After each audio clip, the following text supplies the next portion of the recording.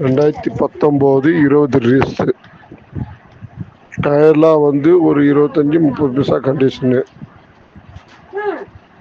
பேங்க்கில் எடுத்த வண்டி. இந்த வண்டி பைண்டிங் போட்டுக்குது. 2019 20 ரீஸு.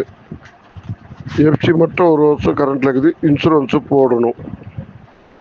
பார்க்கிங் வாடகை கூட கொடுத்துருவாங்க.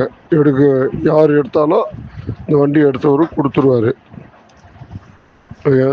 டயர் கண்டிஷனும் மறுபடியும் சொல்கிறேன், டயர் கண்டிஷன் ஒரு 30லேருந்து 40 பைசா கண்டிஷனில் இருக்கும்.